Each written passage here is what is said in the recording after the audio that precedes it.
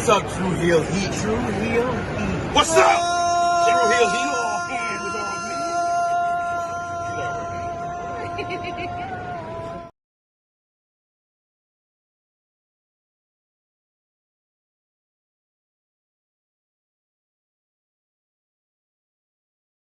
Hello everyone, it's the hardcore legend Mick Foley wishing a nice day to everyone there, right there at True Heel Heat. Yeah!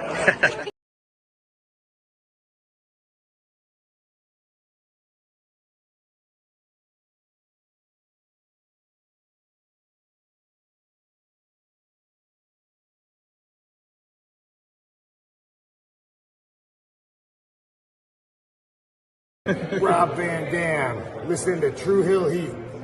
Pow!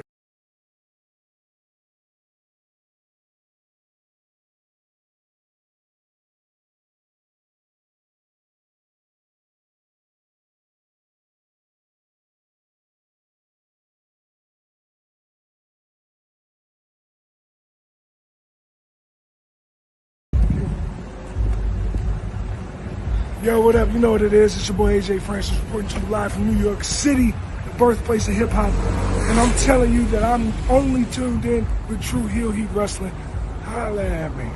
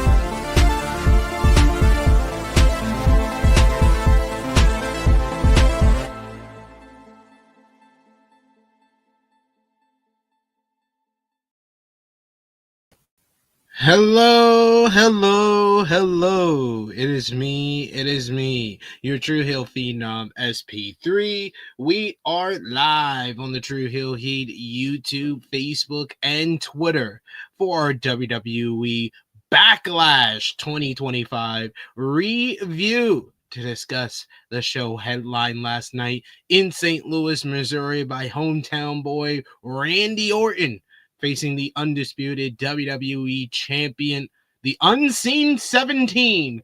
What an awful nickname.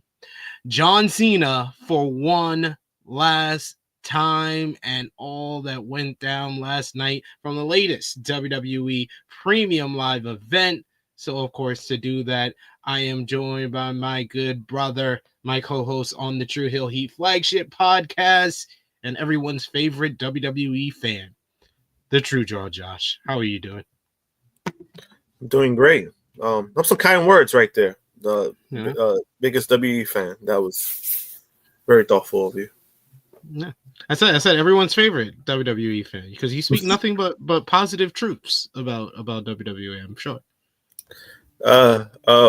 Brutally honest truths. Yeah, I can see that.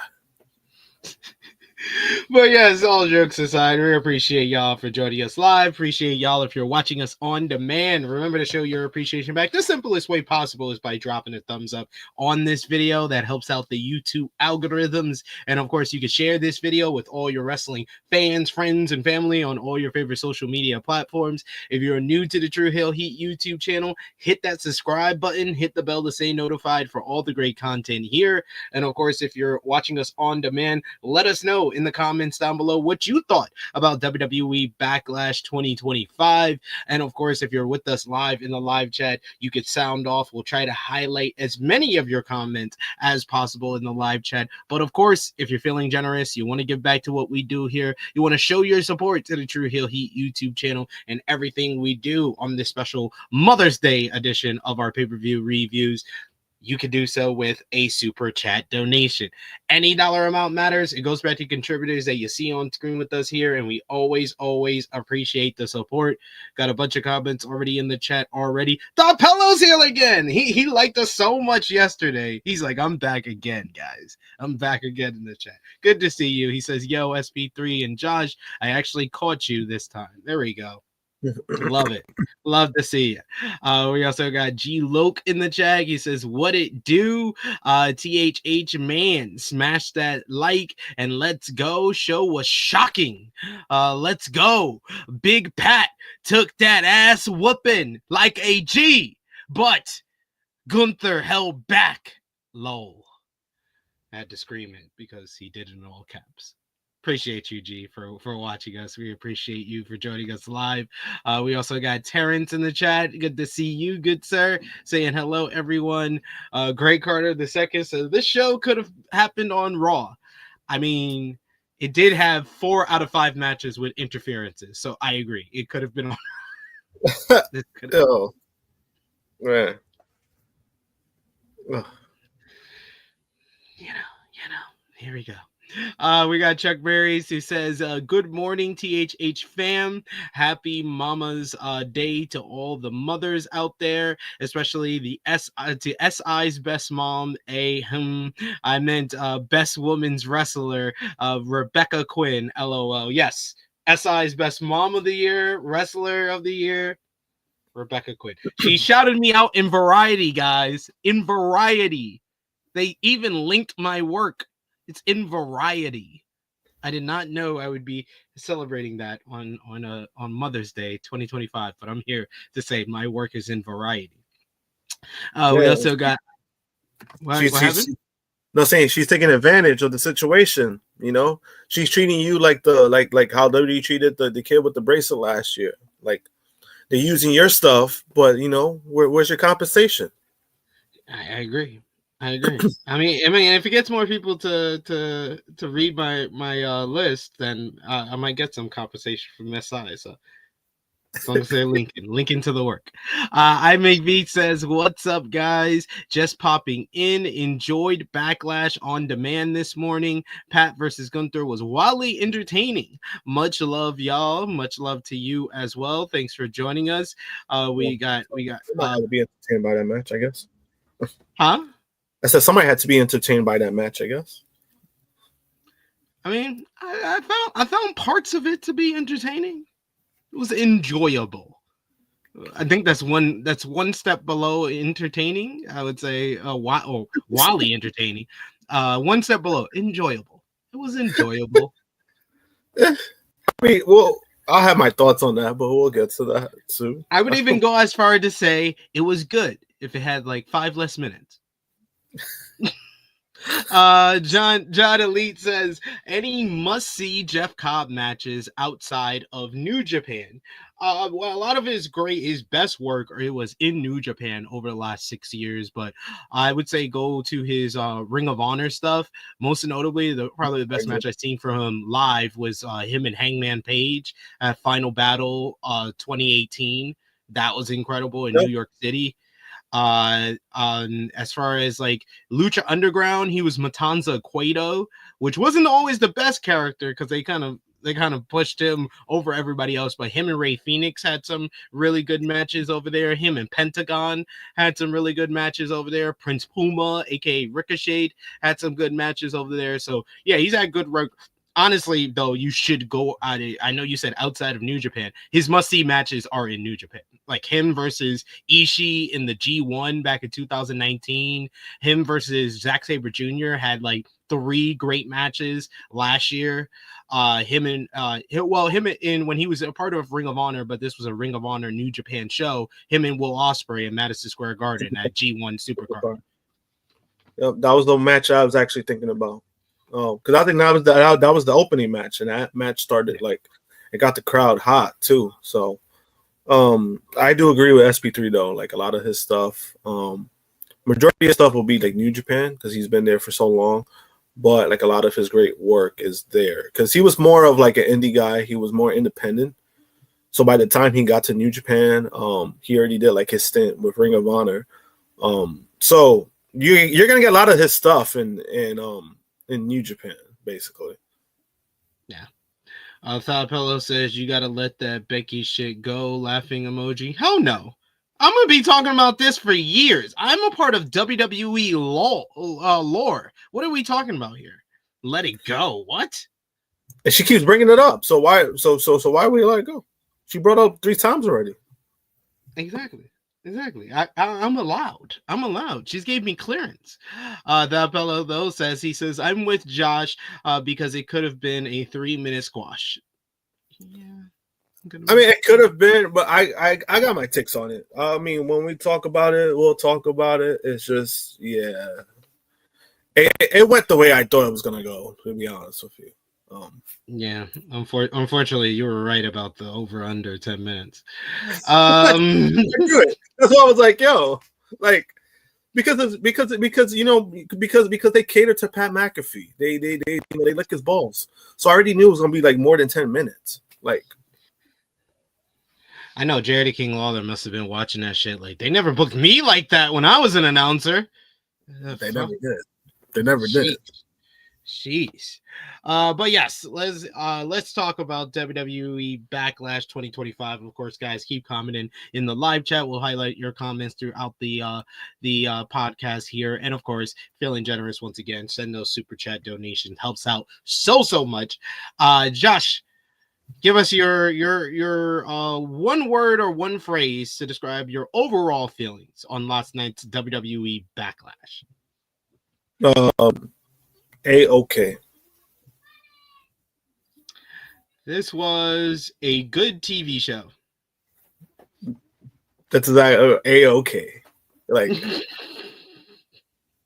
Like barely, yeah. Yeah, like by PLE standards, it's very much. I'm very much between a thumbs in the middle, thumbs up. We'll see by the end of it after we recap everything where I'm at. But that kind of gives you a teaser on where I'm going to be at. It's either slightly thumbs up or thumbs in the middle type show. But WWE Backlash, following the U.S. anthem being sung, we were shown footage of various wrestlers arriving at the arena before our commentary team, Michael Cole and Wade Barrett, welcome us to the show proper. And they actually opened up with something different because I think the original report from Fightful Select was that it was supposed to be Penta and Dom opening up the show, but they made the right decision by opening up with our United States Championship match, a fatal 4-way, Jacob Fatu defending against the former champion LA Knight, Drew McIntyre and Damian Priest. Right at the opening bell, you had Knight and Fatu. They start going at it, as well as McIntyre and Priest start brawling it out in their own separate scrimmage between the two rivals, the two different rivalries that we had in this matchup. The U.S. champion was sent into the turnbuckle early on by Knight and Priest, who decided to start working together. McIntyre was taken down by a Samoan drop by Fatu before he got crushed with a corner hip attack from the United States champion. As Fatu was heading up top, McIntyre raked his eyes and he looked for a superplex before LA Knight intercepted the Scotsman, hits him with repeated stomps. Knight then headed up top and attempted to slam Fatu, but got pushed aside. McIntyre showed impressive core strength as he was in the tree of woe, and then basically did like a superplex to Knight and Fatu at the same time. The U.S. champion recovered though. He unleashed his fury on Priest and Knight for a bit. We then got Fatu getting blasted with a BFT from Knight, who then got thrown down with a South of Heaven.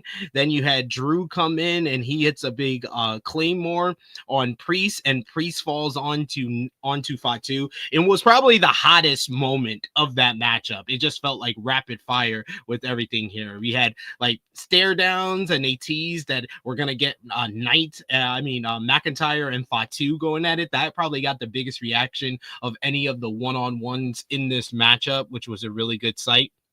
Knight's BFT gets countered as McIntyre nailed him with the Future Shock DDT. Then you get McIntyre follows up with a Claymore on Knight. It appears that we're going to get a new U.S. champion when Damian Priest pulls the referee out of the matchup at the very last second before he could count the 3. These two bitter rivals continue their Sin City street fight as they start brawling. They send each other over the timekeepers area. Meanwhile, Fatu and Knight were left in the ring as the U.S. champion had his challenger dead to rights. He went for the jumping moonsault, but Knight dodged it at the last minute. He hits dual elbow drops, first to a standing Fatu, and then a second one while he was down to get a 2 count. In the crowd, meanwhile, you had Priest and McIntyre were going at it. You get Priest turning back the whole joke of bored at work to McIntyre in the camera.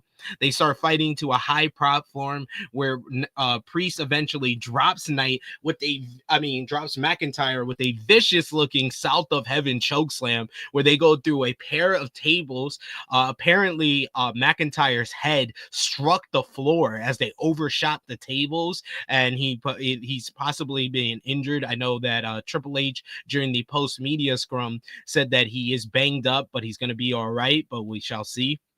Back at ringside, Knight continued to dominate by throwing a Fatu into like the barricades and stuff, and he puts him onto the announce table. He's gonna look for his diving elbow drop off the top rope through the announce table, but all of a sudden Solo Sikoa shows up out of nowhere to save Fatu. He pulls him off of the announce table.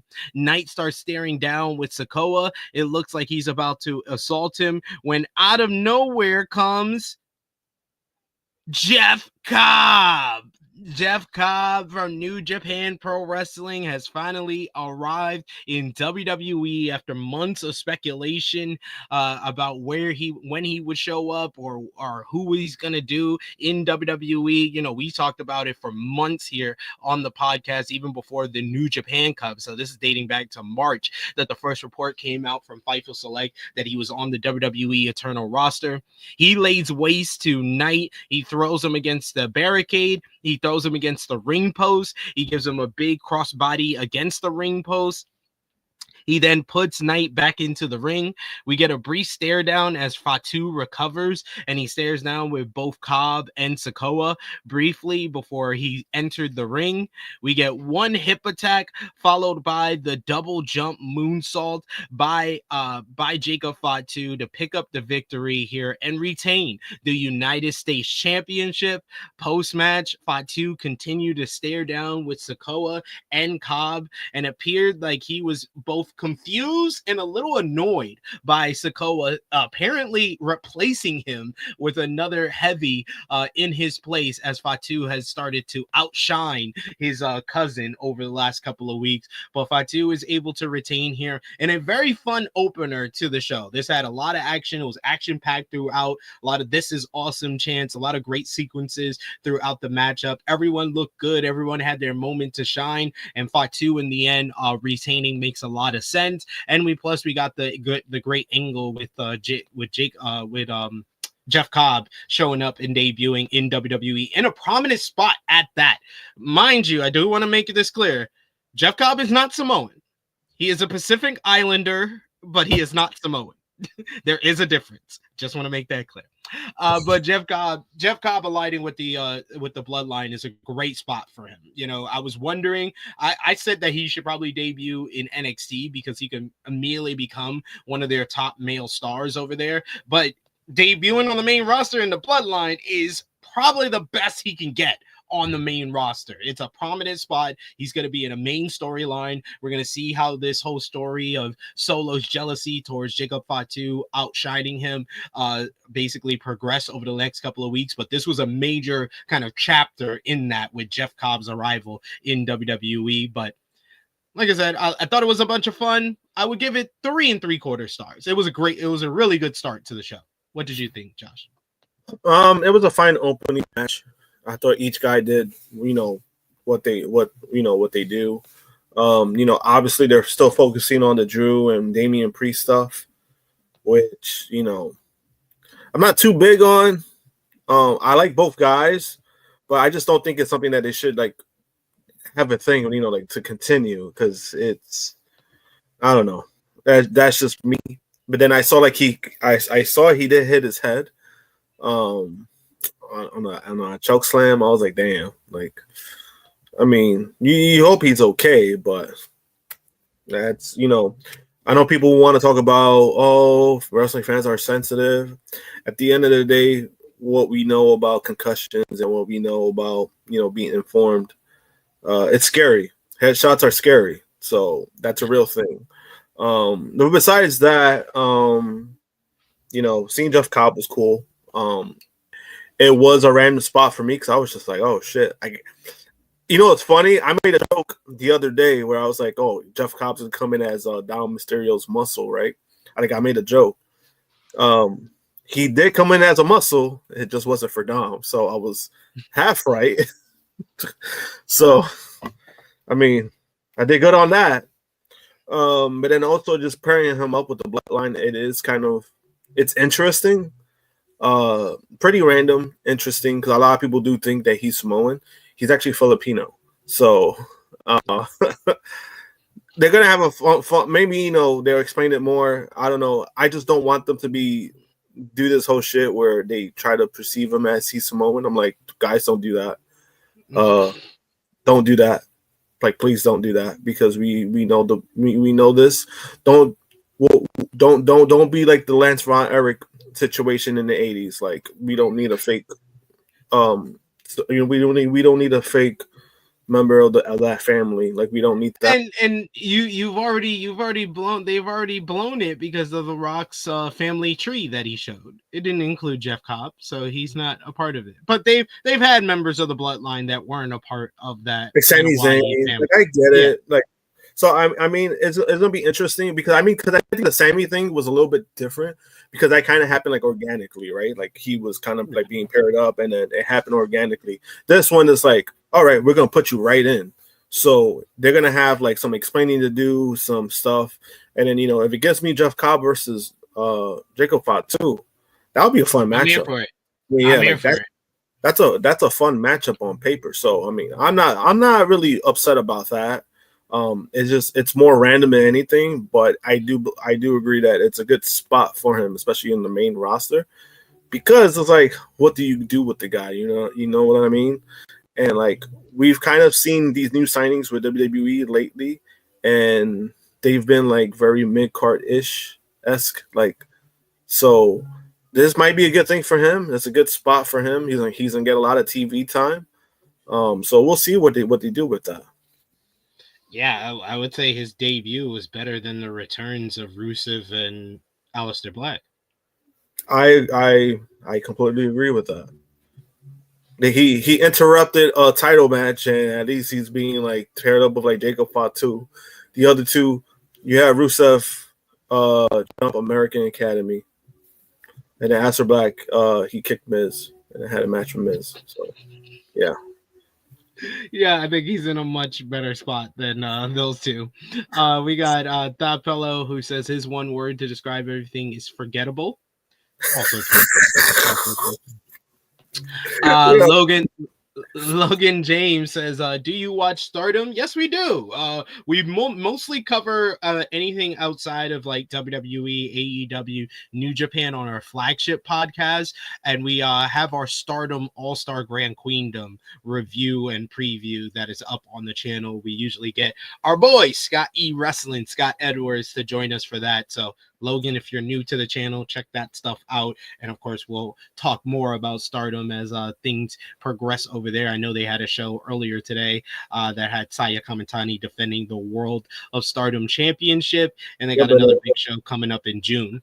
Yeah, then one of the videos I think one of the latest videos you did, right? It's almost at 1,000 views. So yeah. Yeah, the All-Star Grand Queendom review is almost there. So check that out. Check that out, Logan James, if you haven't already. Blood Money is here. Good to see you. He says, yo, SP3 and Josh. Backlash is an okay show. Jeff Cobb is here and someone about to get a trip to the tour of the islands. R-Truth had a bad night. Ninja Mac special makes Will Ospreay look like a schmuck. I mean, that Ninja Mac, that shit is going to go viral. Did you see that this morning? The Ninja Mac from Best of Super Juniors? Oh, that he did the flip, like he did the sake special, but he landed on his feet on the floor. Robbie X tried to run away from it down the aisle. He just kept flipping. He just kept flipping until he did a fucking Pele kick after like 10 flips. Yeah, I saw that. That shit was hilarious. The guy was trying to get away. I'm like, he could have just ran and he just stood there. Like, he let that shit happen. He was like, oh, what the fuck? I'm away. Like, he avoided the Samoa Joe nope spot, basically. And I'm happy because those are two people that we've interviewed on the channel as well. So go out of your way to watch those interviews with Robbie X and Ninja Mac that we've done this year already. We got Terrence Sullivan who says, having 48-year-old Cena and 45, he's going on 46, I think. 46-year-old Orton go over 27 minutes is diabolical. That match should have been around 16 minutes. Could you imagine a Hogan versus Sting match in 2002 lasting over 27 minutes? No, I cannot. No, I don't want to. I don't want to imagine that. I don't think none of us do. I don't think none of us do. I do agree with that first part, as in like the how long it went. But again, we'll get to that like when we get to it. But the main event is definitely interesting. I'll leave it at that. There we go. That's fair. John Elite says, was Tama and Tonga on the Family Tree Rock showed last year? They're not blood of the Anoa'i family, but I believe they were on the tree because he does consider Haku his like uncle. Yeah, I think Haku was on it. And basically Haku is the father of Tama and Tonga. Like he's the father of both of them. I believe, and Hikuleo, who we know is still alive. We know you're still alive. We got you. Yeah. We gonna look for you. You deserve better. We gonna get you out of there. Jeff Cobb showed up before Hikuleo to the family. That tells you all you need to know.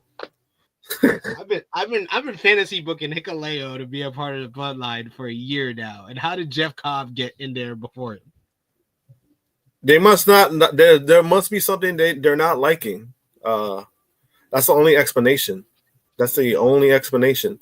Because remember last year when he signed and we were like, oh, yeah, he's going to be implemented in the bloodline and this is what's going to happen. Never happened. Nope. No, it did not. Then we had the Women's Intercontinental Championship matchup. Lyra Valkyria defending against Becky Lynch. Lynch and Lyra got good reactions from the crowd. We open up the matchup and there's a bit of a shoving contest between the two ladies before they start brawling for a bit, keeping Valkyria grounded early on. Valkyria eventually recovered as we got a stalemate between the two ladies.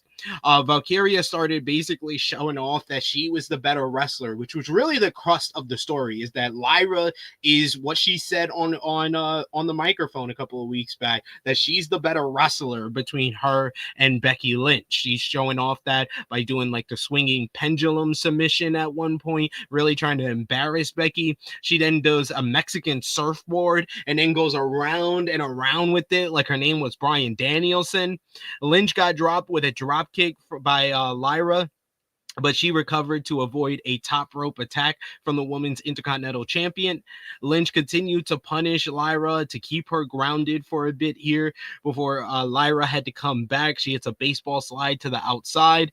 Lyra storms back. She hits a massive, impressive looking superplex off the top, like vertical superplex.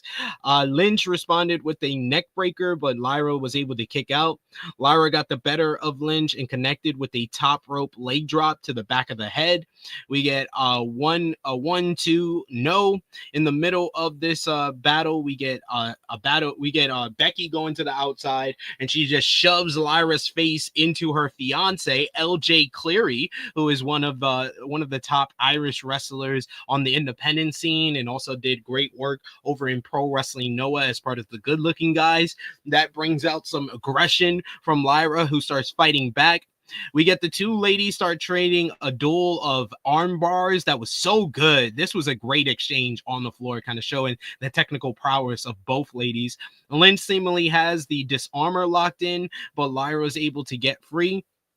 We get Lynch caught Lyra with a manhandle slam, but Lyra's able to kick out at 2.99, much to Becky's shock and frustration. She goes to the timekeeper's table area and grabs a steel chair. That was just a distraction, though, as the referee pulls that away from her, and she decides to expose the turnbuckle behind referee Jessica Carr's back. Lynch sent Lyra into the middle rope instead of to the top rope that was exposed. She hits a second manhandle slam, and Lyra kicks out yet again. At this point, I'm thinking, okay, they're just protecting Lyra, and Becky's gonna win with like a third manhandle slam after she pushes her into the exposed turnbuckle. That would make sense. Lynch tried to send Lyra into the exposed turnbuckle yet again, but the referee is able to catch it and stops her. She then gets the turnbuckle pad from outside and goes to put it back on. In the ensuing shuffle, Lynch gets caught with the Nightwing, and the referee is distracted trying to put the turnbuckle pad back on. So she gets a 1-2, and Becky kicks out at 2.99 because the referee took too long. So I was like, okay, she got a visual pin. They're just protecting Lyra because she's gonna lose here. We get a battle between the two. They start trading flash pin attempts, going back and forth, 1-2, 1-2. But then Lyra's able to get her with a roll up after Becky poked her in the eye. She gets her for the 1, 2, 3. Yes, Lyra Valkyria defeating Becky Lynch here, proving yet again she is the better wrestler than Becky Lynch, going 2-0 against her to retain the WWE Women's Intercontinental Championship. Lyra does not have any time at all to celebrate as Becky immediately snaps. She starts beating the crap out of Lyra, who wasn't even up on her feet yet. She then locks her in the disarmor as referees and officials come down to the ring to pull Becky off, who has completely lost it after Lyra would not stay down. She could not beat her with 2 manhandle slams. She tried to use a steel chair, tried to expose the turnbuckle, but yet Becky could not beat her, and Lyra retains here, but Becky gets the last laugh by leaving her laying as Adam Pearce made their way down to stop Becky's rampage, and Lyra retains. What a performance by Lyra Valkyria. I think this was her best match on the main roster so far. I thought her matches with Dakota Kai over the Women's Intercontinental Championship were great, but this felt just a step over that. I thought it was a brilliant story that they told, with Lyra proving from the start of the matchup with the submissions that she's just more technically proficient than Becky. She's the better wrestler, and then the finish itself kind of told that story as well. And throughout the story, you saw Becky use every trick in the book, even like nefarious memes like exposing the turnbuckle and the chair. And I like how they deviated from the expectation, because like I said, throughout the matchup, when Becky hits 2 manhandle slams that Lyra kicks out of, I was like, oh, they're doing a great job of protecting Lyra for this loss that she's gonna take. And you know, the turnbuckle pad being exposed, you're like, okay, that's good, that's got to be used before we get to the finish. No, they just debunked all the usual tricks and turned it on his head. I thought this was, spoiler alert, I thought this by far the best match on this show. This is just brilliant storytelling being done by these two ladies, and one of Lyra Valkyria's best performances yet. And this is a big fuck you to all you Becky Hogan fans. She made Lyra Valkyria look like a big superstar here and took the job in a matchup that everybody, a lot of people, majority of us thought that Becky was going to win here, including myself. So bravo to both ladies here. I give it 4.25 stars. What did you think, Josh? I thought the match was great. I like the back and forth that the ladies were doing. You know, but I don't know, the turnbuckle stuff was pretty kind of. I get it. That's not like my complaint, right? But my complaint more of is like the ref, like they try to play a little too much into that, where the ref gets out of the ring and picks up the turnbuckle, like picks it up and then tries to put it on. I'm like, when do these motherfuckers try to do this? They never do this in their matches. Don't try to make this a thing now. Don't criticize Jessica Carr for doing her job just because every I am. don't do it. Oh no, I am. Just because no other referee does her job doesn't mean she can't. They never do their job. They never do their job. And now you want to choose a time where Becky could win to do your job? That's ridiculous. No, it was Lyra. Lyra was the one who got the pin, and that was messed up by that. So, well, yeah, that's true. But still, you know what I mean. You know what I mean. But no, I mean the end result of it though, I was surprised with because I really thought Becky was winning, and even if Becky won, right? Even if Becky won, this whole thing about Becky being Becky Hogan, it's just. Becky Lynch is being Hulk Hogan for a mid-card title. All right, cool. I guess she's doing something, right? No, but she did both ladies did a great job. I actually did like this match, and I might have been the best match of the night, to be honest with you. Just because of the stuff they did. They have great chemistry. That clearly showed, even from like when they worked at NXT, that clearly showed. And then the ending, you know, Becky beating the shit out of her. But then the refs again, they run into the ring when Becky's doing the armbar, like her finisher, and they're just yelling at Becky, "Get off her! Get off!" I'm like, don't you think you should just fucking grab her and just stop? I was like, she's not like this muscle bound person that you like. If it was a muscle bound person, y'all would be trying to pull them off. Like you could have easily done that with Becky. And then also it took for Adam Pearce to do something. Like they made Adam Pearce look good. That means he has a job for another week.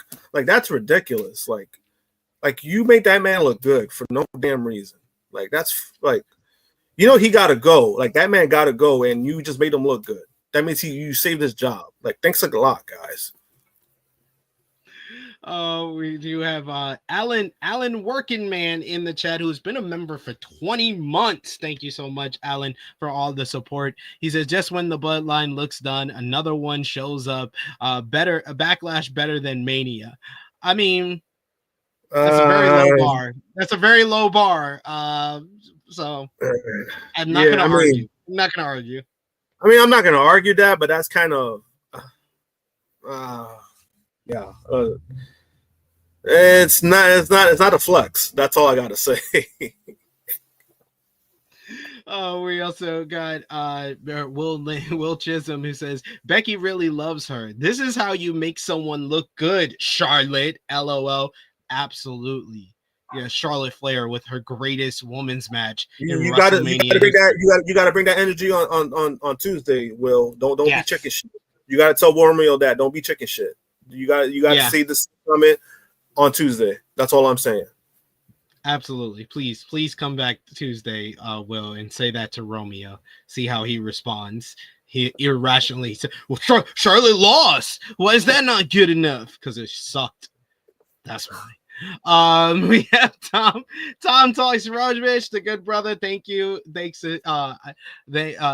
for showing up and watching our stream here, Tom. Appreciate you. He says keep being awesome. I will. I think you sent me an email, Tom. I will get back to you this week. I've just been rather busy over the last couple of weeks, especially WrestleMania season and coming out of it, but I will definitely hit you back up, sir. We got Safet, and Tom says keep being awesome. Thank you so much, Tom. You are the awesome one. We got Safet, who says Lyra versus Becky match was a very good matchup. 4 3/4 stars. Damn, he was even higher on it than I was. I thought I was a high man for this.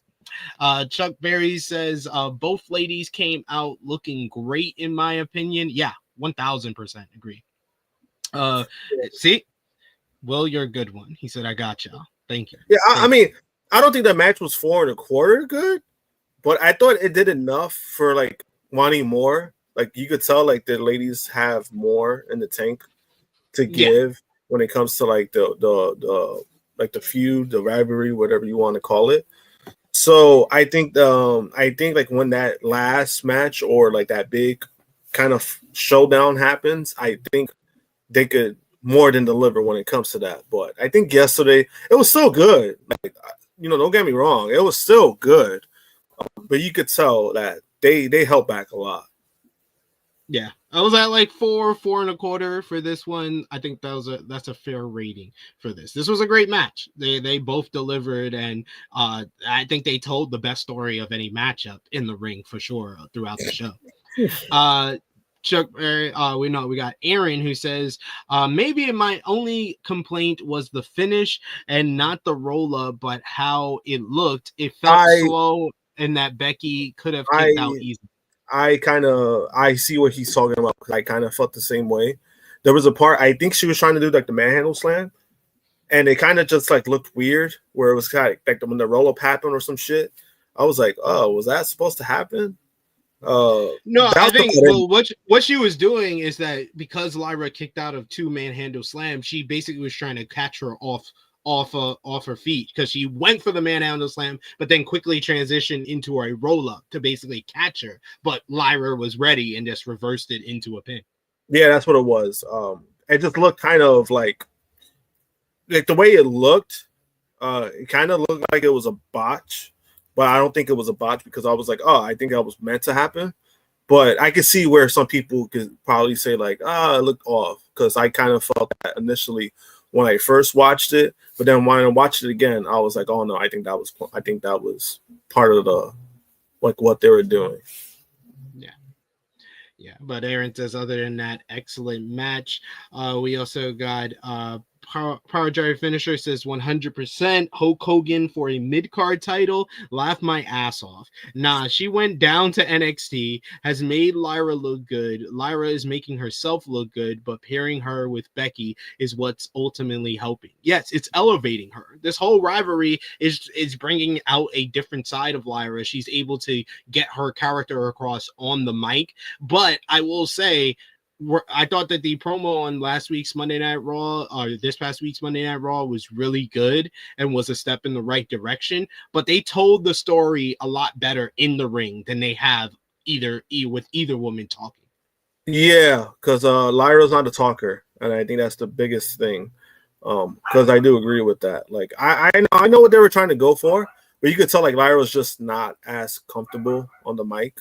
I think it was more of a situation where she's trying not to mess up, which I get it. It's no knock to her because I mean, speaking in front of 10,000 people, that's like public speaking, and that it's a tough situation. So I 100% get it. It's no knock to her, but I do feel like it has helped because she really fucking needed it. She was an IC champion. She kept taking L's after L's, and lately she's been kind of, been the opposite of that. Beating Becky, hopefully it does something. So it's been helping her. I do agree with that. Alan says, I'm sorry, Orton versus Cena better than Cody versus Cena. RKO for everyone. That is one I will agree with. It was better than Cody versus Cena. But once again, the bar was lowered ridiculously with that matchup. Yeah, I mean, and that's the thing with that is like, was it better? Yeah. Me and Romeo had a back and forth yesterday because I laughed at his comments because I'm just like, bro, like, don't try to oversell this shit right now. So he was like, do you agree that it was better than Cena and Cody? And I was like, I mean, it was better, but it's not something to write home about. Like the bar was set very low. Like, what are we doing? Dabello says Lyra can talk, they just haven't let her speak in so long in a program, so she's bound to be nervous because she bodied Roxanne in NXT, and she, like I said, I thought she did good on this past week's Monday Night Raw. I think she can be a good talker, but no, I agree with what Josh is trying to say is she's a better in-ring worker than she is a promo. Yeah, and it's not so much of like me that's a knock. It's just everybody has strengths, and her strength is her ring work. And I think that nobody, when it comes to promos, the margin is so small when it comes to who's a good promo, who's a good talker, because it's all, at the end of the day, it's all about your delivery. Some people just don't have that. Sometimes it takes people years to get that. And she's in a situation where we don't know if she's ever going to have that. But if it's a situation where it's like, all right, let's use her strengths. Her strengths is her ring work. Like, that's her biggest strength. MCAT says, this tribalism is crazy. People out here saying that TK fumbled Jeff Cobb. He was never signed to AEW. What the fuck? Bad actors. Yeah, those are just grifters. Those are grifters who's never watched a minute of AEW and looked it up online and saw that Jeff Cobb has had 3 matches in AEW and be like, well, they fumbled him. They had to fumble him. I mean, and then also he's not gonna be a world champion. He's gonna be somebody's muscle. He's gonna be a top mid card guy, and that's what he's good at. He's not gonna be a face of a company, and he doesn't need to be. So when people try to use the whole TK fumble thing, I think it's one of those things where you probably just don't really know the term of fumble when it comes to like wrestling, I guess, because you guys are overusing the word, and the way you guys are using it is just so detrimental. Definitely detrimental to Ricky Saints, I'll tell you that fucking much. Absolutely agreed there.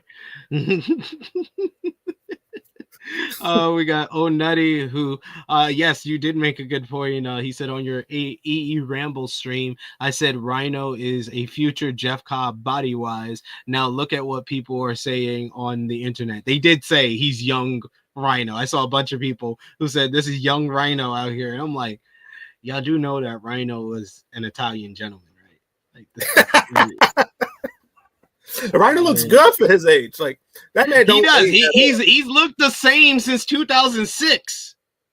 like it's insane. But no, that's funny. And I said when you said that, Nutty, I was like, Jeff Cobb is a lot more athletic, even when Rhino was in his prime. He was fast and he had that first step that was great. But Jeff Cobb is a lot more athletic. He could do standing moonsaults. He's got more agility, more athleticism than Rhino ever had. So I'm looking forward to what he does in WWE. Now let's talk about the men's Intercontinental Championship, as we had Dirty Dominic Mysterio defending against Penta. A lot of fast-paced offense to start off this one. Neither Dom or Penta getting any sort of advantage. They started trading like Hurricane Radas early on until we get Penta. He lands a backstabber on his opponent for a 2 count. Dominic secures the advantage. He sent Penta for a ride on the ropes, which then led to this probably the best moves that I've ever seen Dominic Mysterio do, where he did a tope suicida through the ropes into a tornado DDT that got everybody on the internet and in the building. They were just like, holy shit, let's go, Dom. Dom sent Penta into the ring. He hits a slingshot splash similar to his real father, Eddie Guerrero, for a near fall. Dominic continued to have the command on Penta at this stage in the matchup. Penta fought out of it. He gets a chin lock, and then he connects. He hits a sling blade on the Intercontinental Champion. Then with Dom on the outside, Penta headed up top. He stepped on top of the top ring post itself, and then did a crossbody off the top down to Dom. In the ring, Dominic caught Penta and looked to connect with the 3 amigos, but Penta fought out of it. We get Dom with an attempt at 619, but Penta dodged that one, who then delivered a crucifix bomb for a near fall. Dominic then channels his girlfriend, Liv Morgan, and hits the Oblivion. Some idiots on social media was like, when has the male half of a couple ever done the female's moves? Edge did a bunch of glam slams when he was in WWE, just to let you know. But that was not enough for Dom to pick up the victory here, but a cool moment. The battle spilled onto the apron with Penta eventually landing the Mexican Destroyer right on the apron in a cool spot. Carlito made his way down to ringside. He gets on the apron to distract the referee. Meanwhile, Finn Balor and JD McDonough, they entered from the crowd. Some miscommunication between Balor and McDonough as they wanted to double team Penta, but Balor was like, wait, let me get a steel chair. And that led to the referee eventually catching on to things, and he looked over at the Judgment Day before kicking them out. Penta responded in kind with a big tope con hilo onto both JD and Carlito to lay them out. It was over the referee's back, which looked great as well. Takes them out on the apron. Balor provides a distraction, which gives the opportunity for El Grande Americano, who had the loaded mask, to headbutt Penta off the top rope. Dom follows up and hits the frog splash for the 1-2-3 to retain the Intercontinental Championship. I thought that Dom looked really good in this matchup. And honestly, he looked more impressive than Penta, which I don't know if that was the intention or not. But the crowd did catch on to that, because the crowd kind of started at like 60-40 for Penta, and it became legitimately 50-50 for loud Dominic singing of Dirty Dom into cheering for Penta. But the finish here was a TV finish. This was a decent enough TV matchup on a pay-per-view. It was fine. 3 stars, 3.25. Man, like, it wasn't that much better than their TV matchup that they had a couple of weeks ago on the Raw after WrestleMania. This was fine. What did you think? Might sound crazy, but Dom did definitely look better than Pentagon. I thought it was the only one. Like I was like Dom looked quite more impressive than Penta. I feel like this is another one where I'm gonna be like months from now. Like my whole take of 2024 was the final best year of great year of Triple H booking. I'm gonna look back on 4 or 5 months from now, but like, I told you guys that Penta was just another guy in WWE. He just feels like just another guy. When Dominic Mysterio looks more impressive than you, there's a problem. But Dom is getting legitimately better, as we've seen, he's been able to do more stuff now that the crowd is behind him. Yeah, and I said the same thing as well a while back, where I was like, yo, like, last month I said that, that he won me over when it came to that WrestleMania match. Just the crowd being behind him and how he's looked.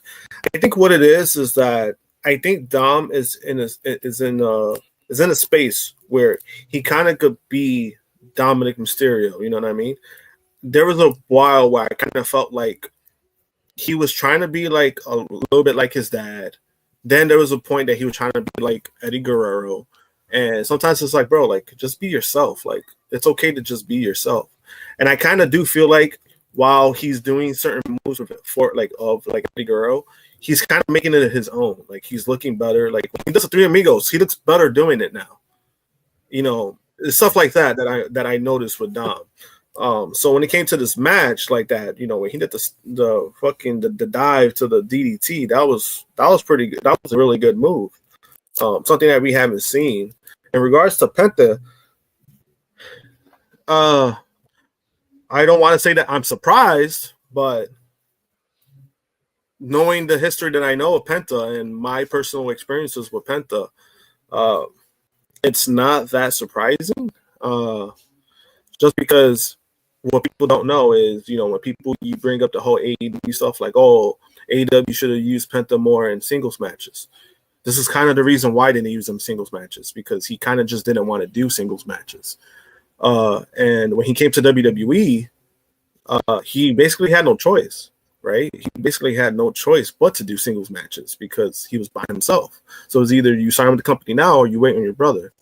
And that was kind of like not really a real choice, because it's like, you're not going to sit home, not make any money. You got to make money now. And in regards to like everything else now, we're just been seeing that. Penta, as much as I like Penta, he's just been another guy now. He's been another guy for a while. We've seen it. He's been having like mid-card feuds and matches. That's about it. That's basically the ceiling that I knew he was going to have in WWE.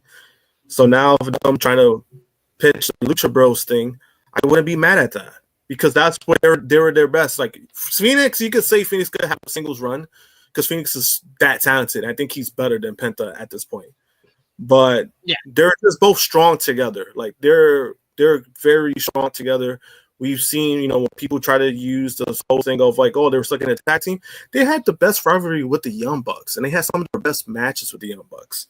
So it's like they could create magic no matter what together. So like if it's them being a tag team again, I'm all for it. It's just right now with Penta, this is the best you're gonna get with Penta right now.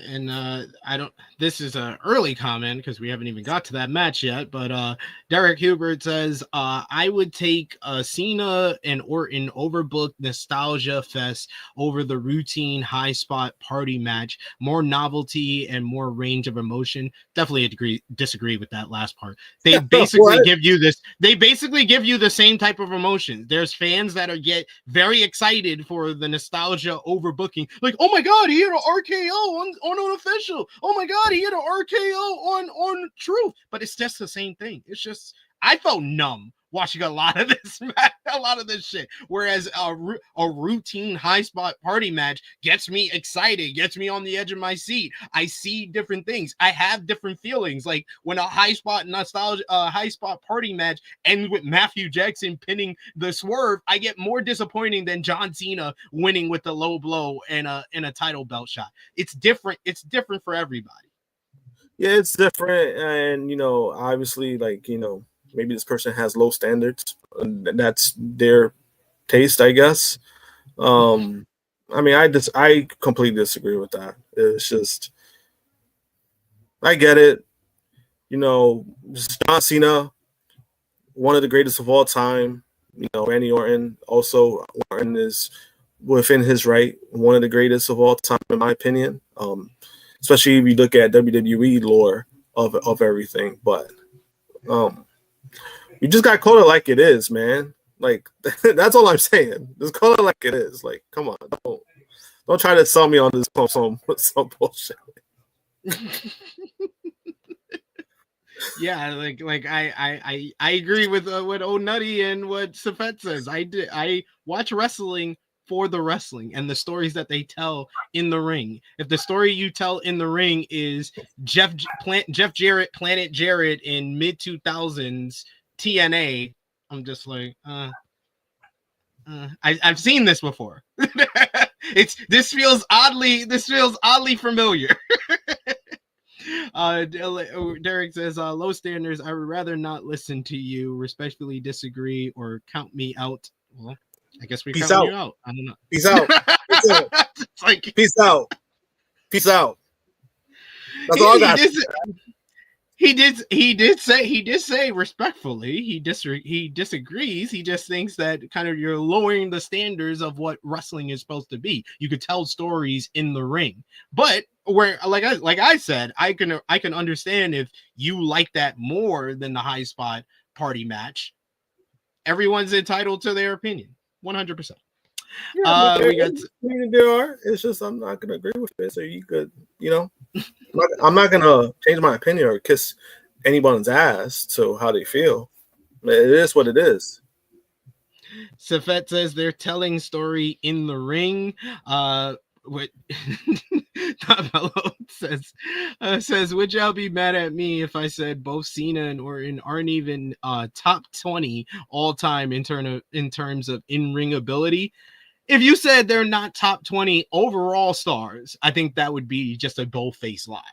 But if you said they're not top 20 all times in terms of just the in-ring ability, I'll hear you out. I'll hear your argument out because I can't say you're wrong. Yeah, and then also you also got to see it as top 20 in WWE or top 20 overall in wrestling history. Because if you're talking about wrestling history, then that's a good like kind of argument you can make about a lot of guys, a lot of in-ring guys. But in regards to WWE lore, I mean, I think we got it. It's just it is what it is when it comes to WWE. Like there's certain guys who, you know, in WWE, you know, they're more characters than in-ring guys. And I think Orton has become one of those guys. Like he's become like in-ring, like more in-ring, and he works with a lot of guys very well. We kind of seen that last year with Gunther. So it depends, I guess, on the list, the kind of list. Is it WWE list or is it a wrestling lore of let's put everybody in every company in every place and let's make a gigantic list. I think that would be more of a bigger argument to that. Makes sense. I do want to see though. Or do you think they're gonna do American Al Grande Americano versus Penta in a mass versus mass match? Oh my God! Worlds collide! Can't wait. Let's book it. If they do a match versus mask, I think they'll probably do it there. I think that's a good probably spot to do it at. It's just I don't know. I think he could keep it going for a while. I think he could keep it going. Honestly. But yes, we got also here.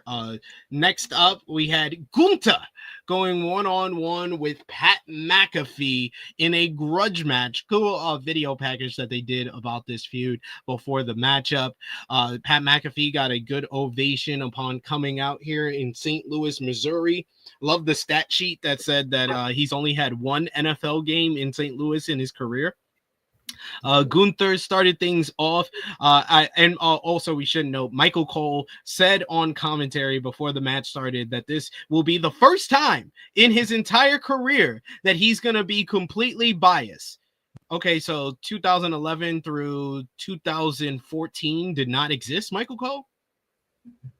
And wasn't he biased towards Dominic Mysterio a lot of times in the matches when he talks shit? Yeah, he would be biased against Dominic Mysterio a lot, just very recently, and he had a whole character where he was biased against, like he was biased against Bryan Danielson, he was biased for The Miz, he was biased against all the heels for a long time. Like, get the fuck out of here! Like Triple H, you can't pick and choose what in the past you acknowledge and what you don't acknowledge. Like, please, let's stop this nonsense. Gunther started things off by pushing McAfee into the corner before the two size each other up once more. Gunther nonchalantly threw McAfee from a headlock position as he then utilized his technical prowess to trap McAfee in an arm wrench. McAfee escaped and barely avoided a Gunther chop attempt with a dodge. McAfee answered with a headlock of his own as he got sent to the apron. McAfee responded to Gunther mocking him with an attempt at a strike after slipping off the top rope, which was hilarious. But he got met with a big clothesline by the former world heavyweight champion. McAfee tried to hit Gunther with some chops of his own, but he got floored by a hard chop by Gunther. With McAfee prone in the corner, Gunther continued to punish him with chop after chop, which began to redden McAfee's chest. We get Gunther absorbed a punt kick to the back from McAfee and once again looked like he had the upper hand here. Michael Cole kept responding, rooting for McAfee throughout this matchup. I thought that Wade Barrett did an excellent job on commentary to kind of balance out Michael Cole being so upfrontly biased against Gunther and you're rooting for McAfee throughout this matchup. McAfee hyped himself up as he tried once again to hit Gunther with chops, but he got dropped with a boot to the face. Gunther taunted Cole and invited him into the ring to witness the brutality firsthand. McAfee recovered and couldn't maintain a second wind as Gunther connected with a German suplex. Gunther tried to apply his sleeper hold, but McAfee attempted an escape. Another German suplex from Gunther kept McAfee's comeback fleeting. Gunther continued to play with his food as he wouldn't go for a cover or wouldn't go for a submission win. He put McAfee on the top rope and looked for an avalanche German suplex, but McAfee avoided that and tried a moonsault. Gunther avoided it, tried a German suplex, but McAfee landed on his feet, hit a series of punts that, however, wasn't enough to even get a 2 count as Gunther kicked out at 1. McAfee and Gunther faced off in the middle of the ring, exchanged strikes until McAfee's attempt at keeping Gunther was floored with a powerbomb. In the middle of the ring, Gunther locked on the Austrian Crab as Michael Cole got off of commentary and went to ringside to tell McAfee to quit, but he was actually willing him on as McAfee was able to make it to the ropes. Gunther took notice and he started basically taunting Cole, hitting McAfee with some elbows to the head as Michael Cole kept trying to root on McAfee. Then Gunther pulls Cole into the ring. He looks like he's just grabbing at Cole, but then he tries to give him a power bomb, which leads to McAfee making another comeback. He gets a boot to intervene on the power bomb attempt, but then he's met with a boot from Gunther. Cole grabbed Gunther's feet as he tried a suplex off the apron onto McAfee. This allowed McAfee to get a cover, but Gunther was able to kick out despite Cole holding down his foot. McAfee's sleeper attempt was stopped as Gunther destroyed him with a huge lariat, turning him inside out. Gunther then caught McAfee with his patented sleeper and appeared to have him all wrapped up. McAfee looked like he was fading away, but he tried to fight out of it. He was able to get back to his feet, but simply he could not escape as Gunther put him back down, wrapped his legs around him, and the referee had no other choice but to call this as a referee stoppage as McAfee passes out in the sleeper. Cole is distraught seeing his best friend lose in this fashion as Gunther gets the victory here. Post-match, Gunther shows a bit of respect and gives McAfee his credit for his efforts in this matchup. He gives him a tip of the cap before leaving the ring as the fans cheer on McAfee for his performance. There was parts of this that was fun. Parts of this that was enjoyable, but oh my God, this does not need to be 14 minutes. And I do not need Super Pat McAfee lasting longer in a sleeper than Gunther did at WrestleMania. And the fact that he didn't tap out. He passed out. Why does McAfee need to be booked like a top babyface? I don't understand that. This is not what I wanted at all. But I can't deny that it was enjoyable. So, 3 stars. Josh? I didn't like the match at all. That's fair. Yeah, I mean, it was what it was. I mean, it is what it is. Like, I knew what was going to be. It's just, I don't need them to continuously putting over Pat McAfee. That's just all it is. And then also, obviously we've seen better performances from Pat McAfee. This just felt like it kind of just felt like watching somebody who like digressed too, which was kind of an odd kind of like approach. Because it kind of seemed like he didn't know what the hell he was doing at times in the ring, where I'm just like, bro, have you had multiple matches? Like, weren't you in a War Games match from what I remember? I could be wrong. I'm trying to remember if I remember that correctly. And I'm like, you didn't look this bad then. It was weird. And I think that's where it was weird for me, because I'm just like, all right, maybe it could be presentable, maybe the match, but it just kind of felt like somebody who was like a bona fide rookie who was in the ring. And it was a weird approach. And then even like the kicks, like Wade Barrett tried to like oversell like the shots and the kick. I'm like, bro, them shots look like shit. Like, what are we doing? Like, they look like they don't even affect the man. Obviously, Gunther had to oversell that. I mean, but overall, like, I do agree with the finish. Like, you made Pat McAfee look strong for. He didn't need to look that fucking strong. Like, come on, he could have tapped out when he got the chokehold. Not, oh wait, he got up and then he fell out of it. Oh no, he passed out. Like, you guys just, I don't know. I you know, it was just dumb glazing Pat McAfee. That's all it really was. And, you know, if people enjoyed it, they enjoyed it. Sure as hell wasn't me. I'll tell you that much.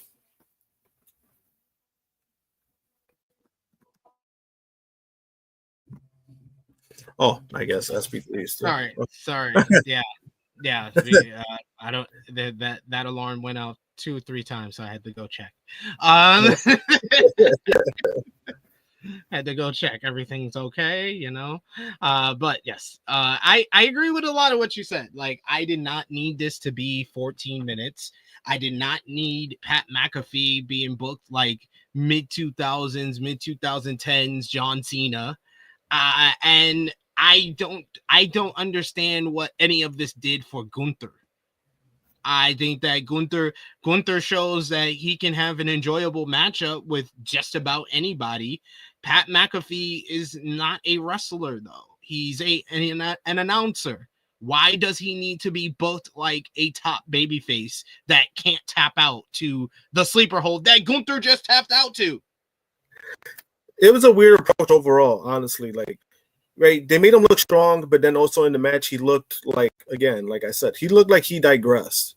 So it was a weird approach to me. Like, if you would have kind of presented him the same way, like, you know how he looked against Adam Cole, like if he looked like, oh shit, like he has some spring, like he could do some things, right?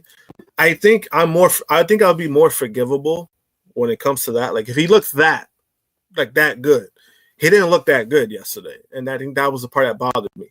Where it was just like, he looked like shit the entire match, and like he took the sleeper hold like a top heel or babyface would take it and lose. They pass out. Well, I was like, all right, cool. Like, I don't need to watch this shit again. If I never need to watch a Pat McAfee match again, I will not be upset. I will be okay with that at this point.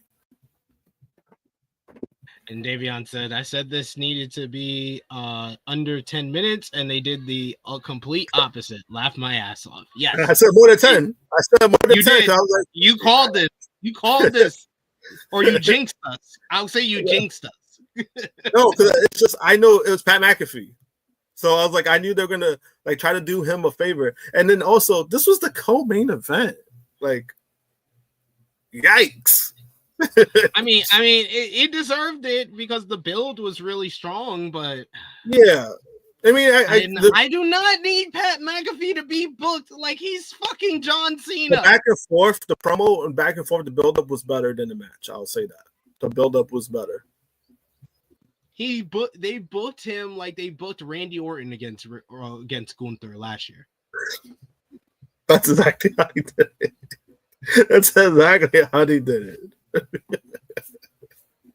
So ridiculous.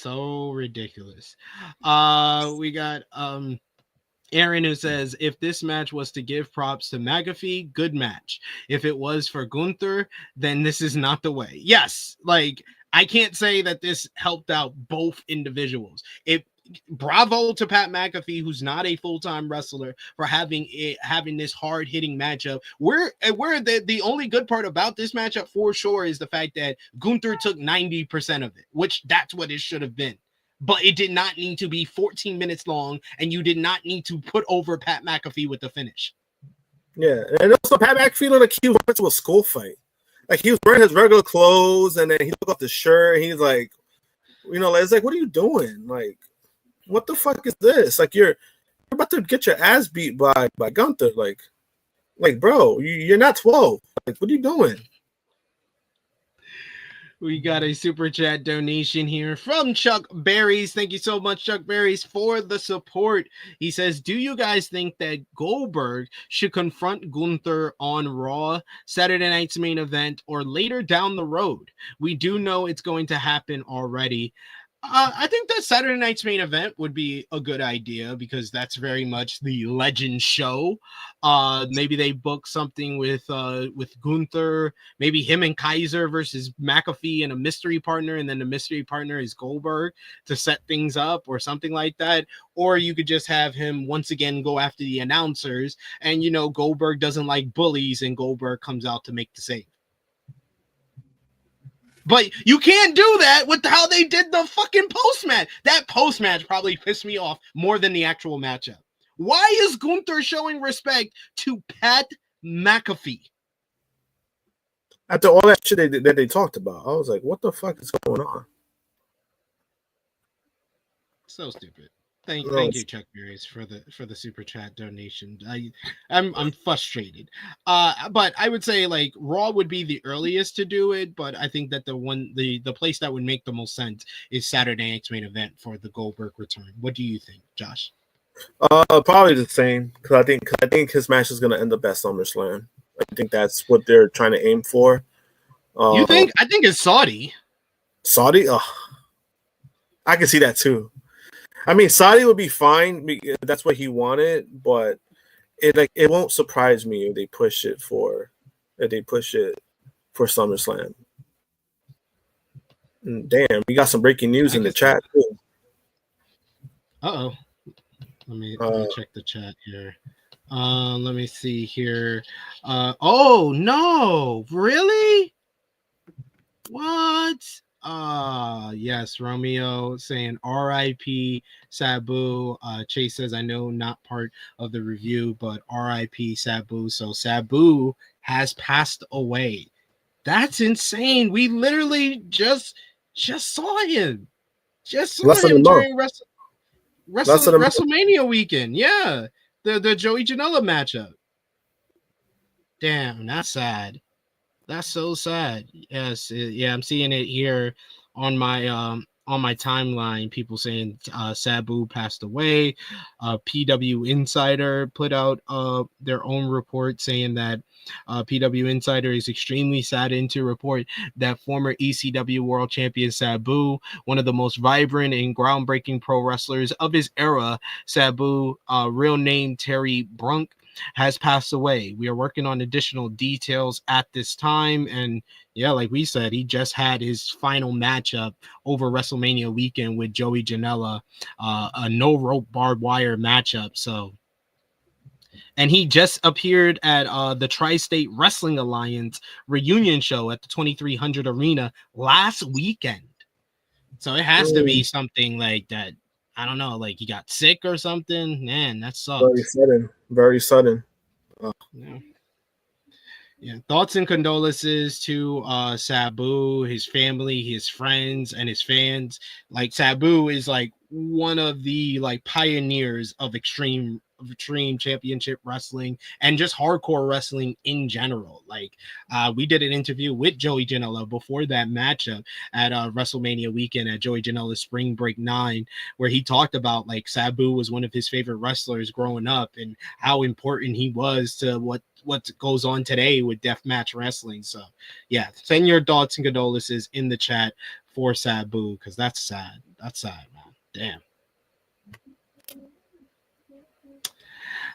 But yes, a bunch of people in the chat sending love and condolences to Sabu, and I agree with what Valab said here. He said, like I said, that match with Janela was one of my favorites that weekend. Yo, like there was when we were talking about on In the Weeds on Fightful Overbooked, I was asked what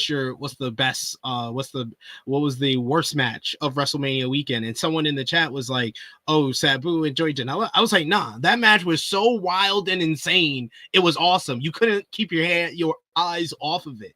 That one spot where he throws him into the board full with barbed wire and Sabu just starts leaking on the floor, like, dude, that shit was insane. For someone who is like in his late 50s that hasn't been wrestling full time for so long, he delivered in that matchup. Yeah, and in that match too, it was just, at least now, like, because I was like kind of like dumbfounded with a lot of stuff that was going on in that match, because it was like it I was like, yo, he was forgetting the ropes or barbed wire. I think that was the most memorable thing that I remember from the match. I was like, yo, what is he doing? Like, is he just running to the thing? Like, is he running to the shit? And it was like barbed wire. He goes to the corner, he gets cut, and then he realizes that, oh shit, like, and believe me, it was not the worst match. Nah. There's about 3 or 4 matches I could tell you that was the worst match that week. Oh no, I'll only tell you one. It was Suzuki and Butterby. Oh yeah, that one. But then also by far the worst match. That's the worst match of the year. That's already won. It's already sealed up. That was the worst match of the year. But then also this match was really, the Mickey James match was really bad too. Yeah, like that was really bad. that was really bad too. So that match, it wasn't so much of the match was a bad match between Joey Janela and Sabu, because we kind of knew what we were getting. We knew what we were getting with the match. And Sabu,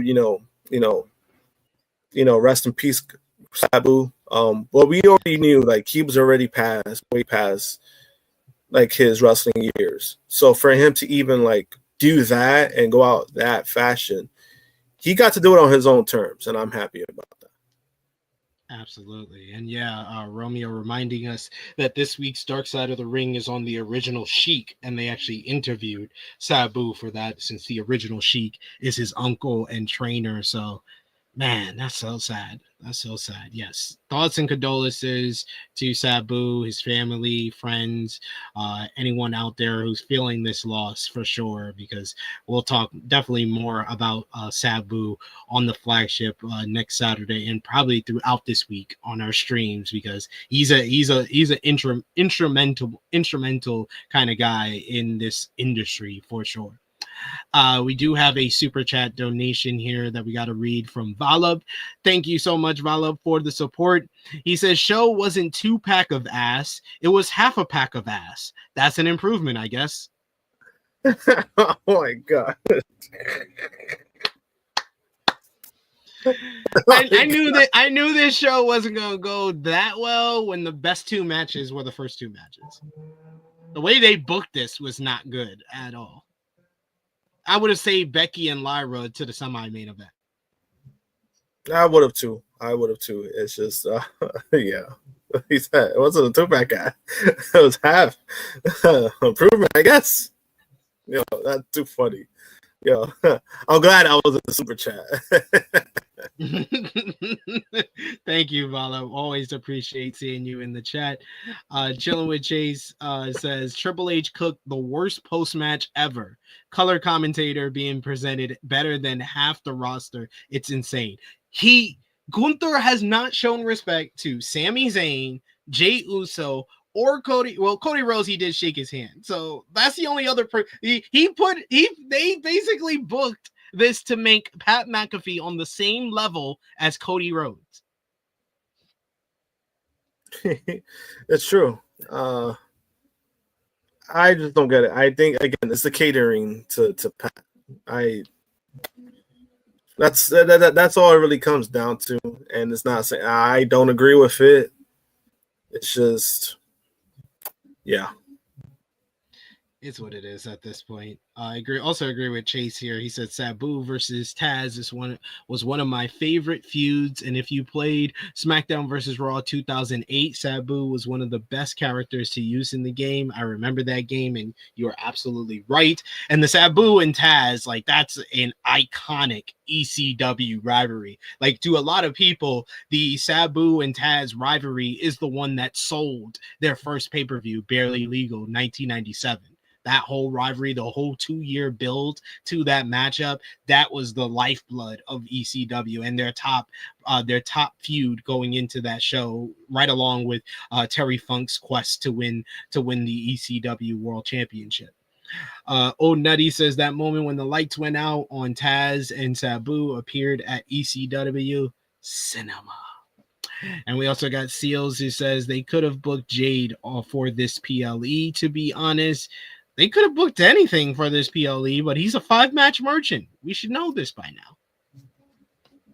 There was no stuff in it with that stable. There was a lot they left out, and I thought they could have really helped Backlash, especially the prior 2 Backlashes where they were like so great. You know, they had like a lot of top moments. This one, it was just like, all right, cool. Like, definitely a step below the last two. A huge step below. Like the only moment that I'm gonna remember from the show is Jeff Cobb's debut. To be honest, that's it. That's it. We did get a few announcements. Like I said earlier, they're going back to Saudi Arabia at the end of next month, June 28th, Saturday, June 28th, Riyadh, Saudi Arabia, Night of Champions. So that will be the one and only Saudi Arabia pay-per-view for 2025. So we'll see what they have for that one. It should be noted that CM Punk was a part of the commercial for this. So we shall see if Punk goes back on his word and shows up at a Saudi pay-per-view. And we also got the announcement that Saturday night's main event will be the next major show, a TV special for WWE in 2 weeks' time, live nationwide on NBC and Peacock. And it will be headlined by World Heavyweight Champion Jey Uso defending the title for the second time since winning it at WrestleMania against Logan Paul. Just fuck Seth Rollins, even though he got screwed on Monday, right? But yeah, Saturday night's main event, Jay versus Logan. What do you think about that announcement? I mean, the match was bound to happen. It was just a matter of where. I made the mistake thinking that it was going to be a Backlash. So, I mean, that being Saturday night main event, I mean, it is an event that they got to, you know, they got to put, you know, you got to use your champion. And, you know, Jay wasn't used last night, so might as well. Like, I don't think it's that big of a deal. It's just whatever to me. Fair. We got Davion. It brings up a good point. It says we're about to have 3 PLEs in June because you got the NXT, AAA, Worlds Collide. You got Money in the Bank. That's all in the same weekend. No, I think Worlds Collide isn't Worlds Collide and Money in the Bank on the same day. Same day. Oh my god. Same day. Why couldn't you put it on a Sunday? The fuck? Yeah, and I'm busy all that weekend. I got Brooklyn Comic Con that weekend, so it's like I'm gonna end up missing probably both shows. But I thought they could have split that shit at least in the same day. You know, you don't have those marks like loving that shit. Like, oh my god, we gotta go drive across town. Let's go to the second show. Yay! Overspend tickets. Awesome. Yeah. Dion says AAA structures PLEs like 2014 NXT takeovers. Except the only thing is that 2014 NXT takeovers were built off of like 1 hour shows every week, not fucking 6 hours of TV programming that build up to 5-match cards that aren't as long as a Raw after WrestleMania or the usual length of a SmackDown event.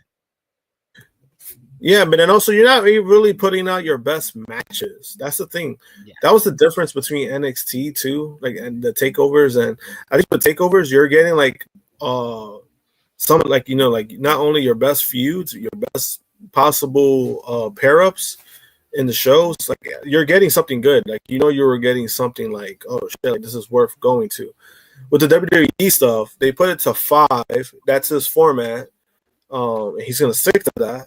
But then it's like, oh, you could have put this match on Raw or SmackDown. And yet, when you want your show, your Raw to be top heavy because we just had a show, some of those matches could have been on the fucking PLE. I wouldn't have mind if that TLC that was on SmackDown was on this show. This show would have been made better if they pushed it to this show. Shit, no, I wouldn't even be complaining about that. Not at all. Not at all. If you're not gonna deliver that matchup at WrestleMania, then you should have pushed it to the next PLE. I'm all for regular TV, especially SmackDown, having great matches like that. But I would have liked that probably great match to happen here more than on an episode of SmackDown. Tag team would have needed them more too. Tag team, it would have helped the division, and yeah. But finally, we had the main event of this show, Undisputed WWE Championship up for grabs. John Cena defending against the hometown boy, Randy Orton. Orton gets a huge hometown reaction from the crowd that sing along with voices, serenading Orton's arrival to the ring for the main event.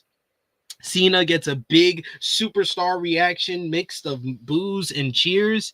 Following the introductions, the bell rang as Cena and Orton lock up in the middle of the ring with a test of strength that nobody won out. The two would then stare down with one another as Cena offered a handshake before he poked Orton in the eye.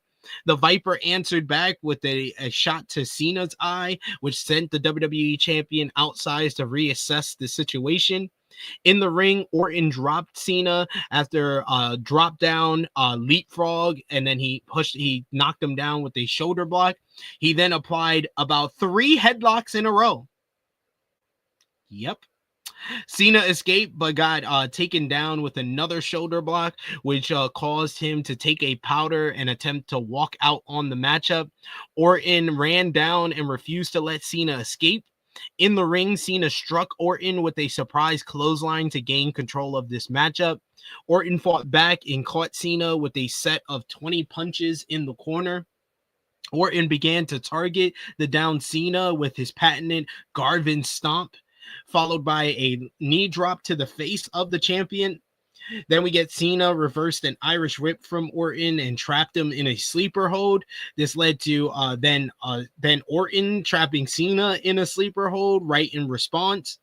We get this led to dual sleeper holds for a bit as Orton delivered a back suplex on Cena as both men were down and out in the ring.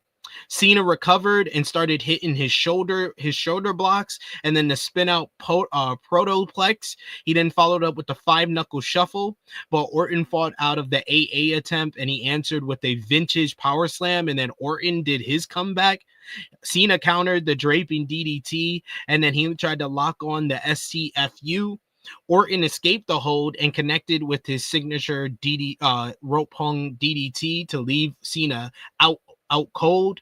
The Viper sized up his prey and he looked for the RKO, but Cena was able to counter. He attempted an attitude adjustment. Cena appeared to connect with it, but Orton connected and countered with an RKO at the same time as both men were down.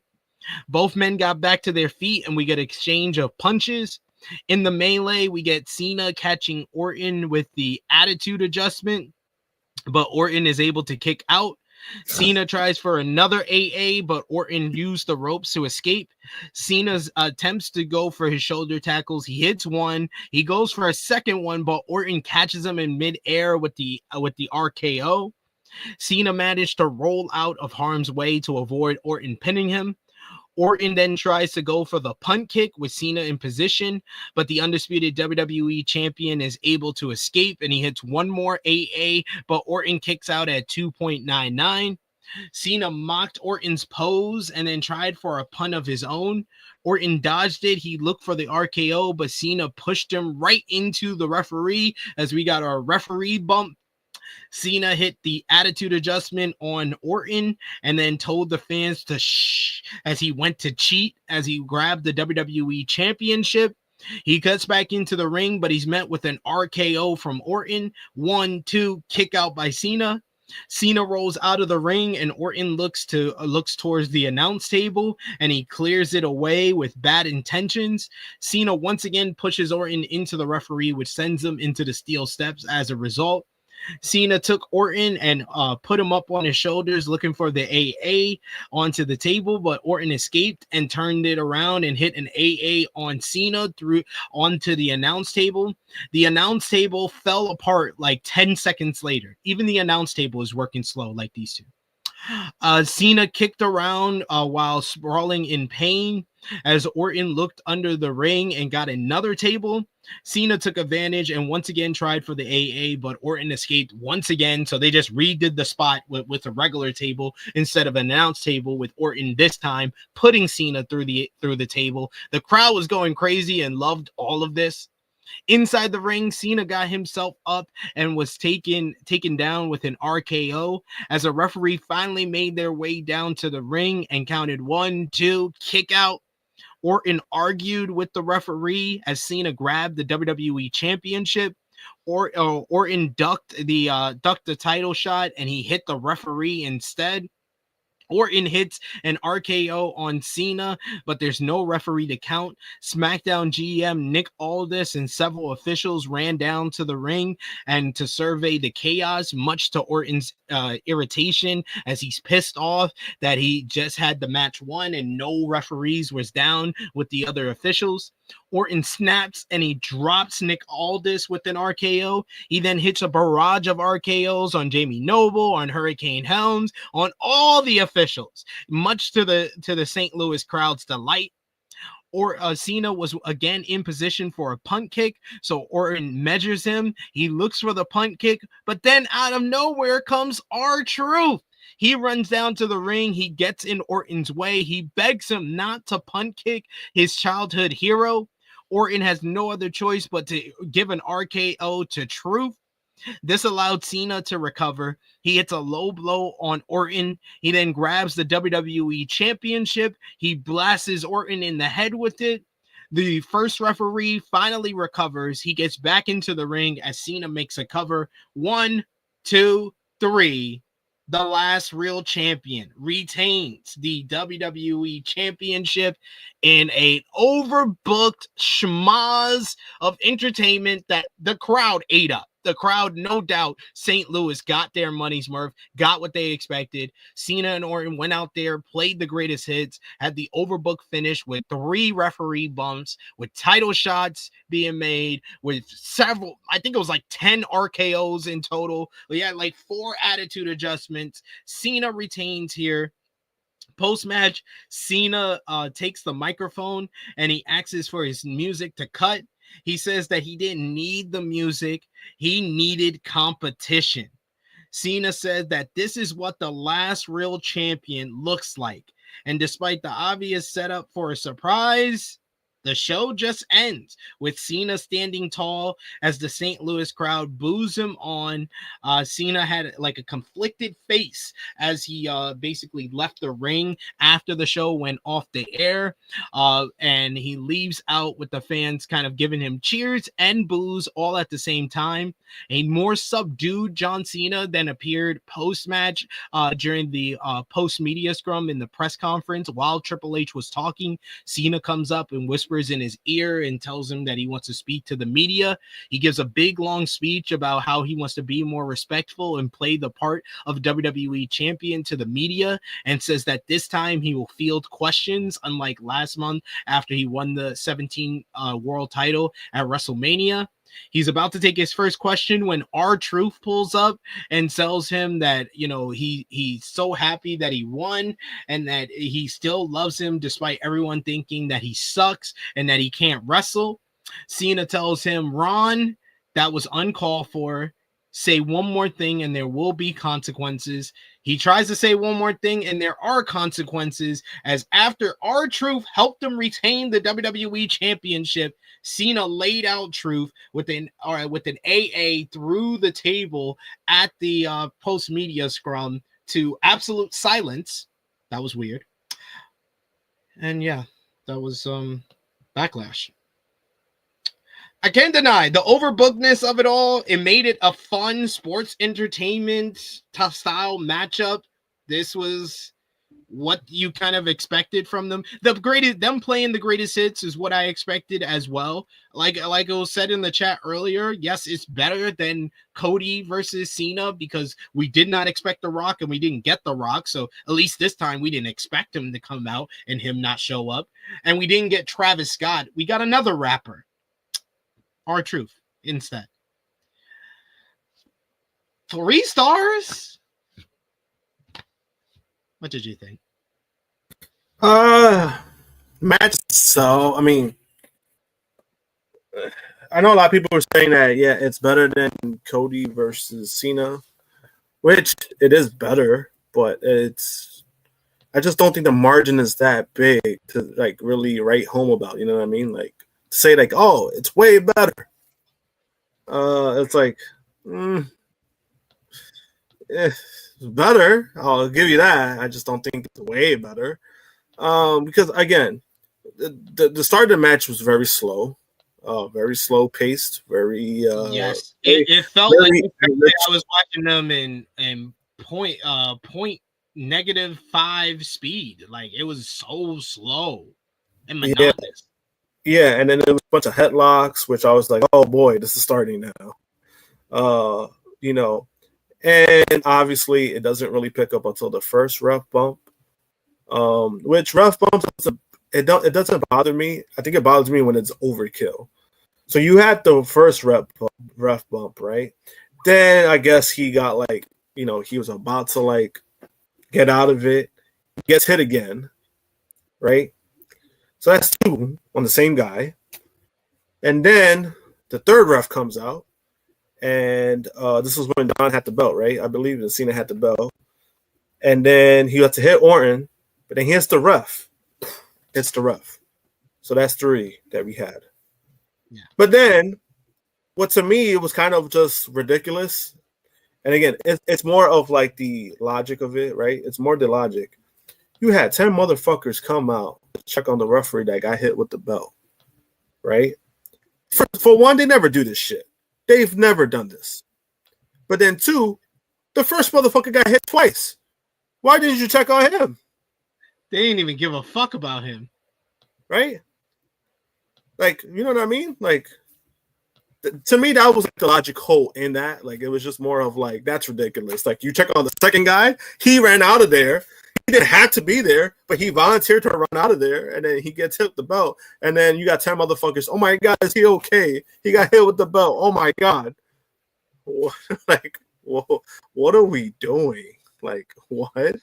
And then, of course, Orton, he made it so obvious, like the whole RKO stuff. Like, that was pretty predictable. I already knew he was going to do that. But the main thing that was kind of bothering me in the match was the fact that John Cena, for whatever reason, the last 2 matches that we've seen of him, it's like he's going over the match while he's in the ring instead of like beforehand. Where you see him mouthing. Yes, where you see him obviously mouthing everything he wants to do. It's like, just talk about the matchup before you go out there, John. Why is it like 2 minutes into the matchup we see you talking to Orton? That's a little weird to me because I'm almost like, bro, like you're a vet. Like this is kind of like rookie kind of mistake. Not mistakes, but this is kind of like what a rookie would do. Or like a pro telling a rookie what to do. To me, it was a little weird. Like that's been a little weird, right? And he's been doing it a lot more. Which I know there's guys who still do it, like they do, but they do it like in a way that they don't obviously give it away. Cena's been doing it where it's like you can fucking see it and you can hear it. So like that's like so noticeable. It's kind of like a pitcher tipping his pitches, meaning where a pitcher has a glove. You kind of know because of his motions, you know what pitch he's throwing. So that's how the batters catch. They know what pitch he's throwing. That's what Cena's been doing. And it's like, bro, like you probably should stop doing that. You're too much of a pro to just know better when it comes to that. But besides that, I mean, the match, it was what it was, right? Like you said, it was the greatest hits. They did like it kind of felt like the first half was kind of like slow. They're doing it, and then it just became like finisher galore on the second part, and then like the fucking overbooked shit, people running in, R-Truth running in, which I think I got over it the moment that R-Truth ran into the ring. So I was just like, oh my God. I was like, wrap this shit up, B. Like, wrap it up. Like, I don't need to see no more of this shit. And again, the fact that there's actually people that are excited about R-Truth versus John Cena in the year of our Lord 2025. That we're on a decline as a human race. This is like Bellator. This is like Bellator all over again. They're doing the nostalgia, old guy stuff. You know, people love this shit for whatever reason. People did critique it, but then they try to be forgivable. I just don't want these same people to complain about the cage match that's going to happen on Wednesday night. I think that shit's gonna be way better. So. Like I'll say this again. I think that the last like 10 to 15 minutes of this match is a lot of fun. If the match was just this last 10 to 15 minutes, I would be up here being like, yo, this was way better than it had any right to be, and way better than the John Cena that we saw at WrestleMania.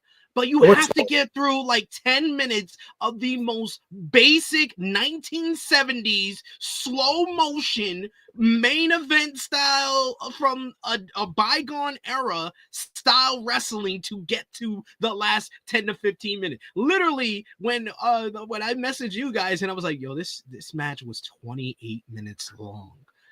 It was because Jimmy McAram was the one who told me that first. He was like, yo, 30 minutes is crazy for these two guys. That's insane. And I was like, last night, I was like, I don't know how I feel about this main event, because half of it was not good. And then the other half was good and entertaining. And the crowd loved it. The crowd ate up every bit of this. But you have to get through just this slow motion bullshit to get to that part. Why couldn't this matchup be that 10 to 15 minutes of wild, crazy finisher spam and referee bumps and tables and no DQ motion? And, you know, if the match was just that, we would be up here being like, this was so much fun. I know there's some people that are out there that really enjoyed this. I saw some pro WWE accounts that were like, oh, this was 5 stars. Even one of our friends that we respect his opinion, John Escudero, he was complimenting this matchup and say this was one of Cena and Orton's best matches. I really wanted to message him like, man, you must have done some really good weed last night, man. This is awesome. I'm happy for you. Yeah, I mean, I was surprised when he wrote that. I was like, nah, whose burner is this? Because there's no way he wrote it. Who hacked into your account? To say like this was one of their best matches, I was like, like, no, don't do that. Like, don't do that. Like, it was just, I think what it was that I think it's very passable. I think that's what it is. A lot of people kind of like ride that high of it. It's just, again, I think the match, like we said, it went too long. It went longer than it should have. And then again, like you said, like the first 10 minutes of it, 10, 12 minutes of it was super slow. And then again, the first round bump, that's when things pick up, right? And it's just, what I thought too was kind of like, I get that these are workers who are defending it. A lot of wrestlers I have like on Facebook, on Twitter, they're like kind of like what they're doing, what Cena and Orton is doing. They put it on the clinic, like this is like wrestling 101 or some shit like that. Like they're like defending it, right? In which I don't try to knock it. I don't try to knock what it is. At the same time, it's like we're in 2025. Like what worked in the 1980s worked in the 1980s. This is 2025. Like I don't want to see a bunch of headlocks. I saw like 4 headlocks in the first 10 minutes. I don't need to see that. Like it's just, come on. Like what are we doing? Like I don't mind like the technical stuff, and like I've always been a fan of that. But it's just there's sometimes where it's like this is the main event. This is the main event. John Cena's trying to go on a high note, and so far it's just been like I said yesterday, and before the match, I was like, John Cena's heel run has been dog water. Like we've been getting the same stuff from John Cena. After the moment, it's been kind of just downhill or just been there. We've gotten 7 of the same promos. The baby faces have been standing tall for 5 of them. And then we've had 2 matches where it's just one was really bad, and then now this one is like, it's passable. Like if you want to give it a grade, it's passable. You did the bare minimum that you got there, but that's about it. 65%, right? That's in high school. That's the passing grade. That's what that got. It didn't fail, but it was like you got there. Don't worry, you got there. Borderline, like you got there. I'm just not feeling it, and it's just like, damn, we're supposed to get this for the rest of the year with Cena. I'm kind of terrified. I'm kind of worried at this point. And Oh Nutty asks a good question. He says, "So when do we deduct points for the second greatest heel turn of all time?" I mean, I'm gonna have to revise my whole list of the biggest heel turns of all time, because this has not turned. They had like basically lightning in a bottle. But then when you find out that this was not the original plan, that The Rock wanted to turn Cody, and then Triple H gave Cena as an alternative, and then Triple H did not really have a plan for after Elimination Chamber and the build to WrestleMania, and they were just kind of doing it off like improv with everything building up to that. And then it's equated to, like you said, one of the worst WrestleMania main events of all time, and then a passable main event with a very fun final 10 minutes. Yeah. And then this is something that we did talk about when the list, remember we were talking about it? This was something that I was very skeptical about myself, because I was just like, yeah, at the moment it's hot, but I'm like, overall, let's see what it really does going forward, like what it does for the business, what it does for them, and all that thing. But so far, is like in comparison, it just hasn't been satisfying, at least as far as I thought it would be. Because it's like with Cena, a lot of things that should have happened right out of the gate. He should have changed his look. He should have gotten a persona where it's like he's Hollywood. I would prefer that, right? Like, he's a movie star. That's what he is now. Come out in a suit. They make him look like a badass. And instead, we got the same John Cena comes out with the same babyface song and the same babyface gear. He goes to every town wearing the merch for the city that he's in, because he's there the last time. And I get it, you're trying to make money off of it. But to me, also, that tells me they had a set plan, they had merch ready, and they were going to sell the merch no matter what. To me, that tells me there was never the plan. So it was like we had no choice, but we had to move this merch because we made the merch. So we got to do it, guys. That's what that tells me. That's what that tells me. Yeah, all of this is really equating to this was never the plan for Cena's final run. But The Rock wanted a big angle at Elimination Chamber if he was going to be involved, and this was the plan B, and they really haven't came up with a long-term plan for this yet, it seems. And it kind of comes off too, to me, with The Rock, obviously him wanting to turn Cody heel, which on hindsight you could say like, oh, that's probably wasn't a good move. Like, that wouldn't be a good move because of what Cody Rhodes is to the company at the moment, as in like same thing when it comes to like merch and being the face of the company. But I mean, if this is what we're getting with John Cena, I'm just like, maybe Cody turning heel wouldn't be so bad, because we kind of know what we're getting with heel Cody.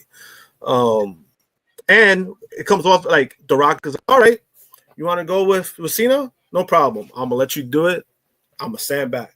I'm gonna watch you go at this. That's how that comes off.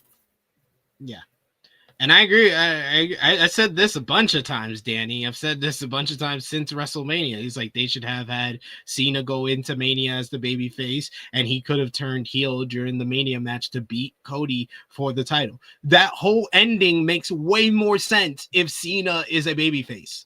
The whole ending of Cody not wanting to use the title and then Cena choosing to win the title is how he turns heel. That would have been perfect.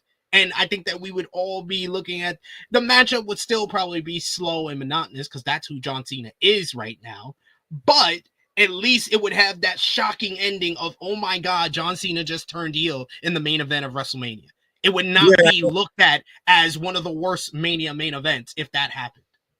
Yeah, and I think that was also kind of the part of the plan too, right? Wasn't originally like when, all right, let's go with Cena.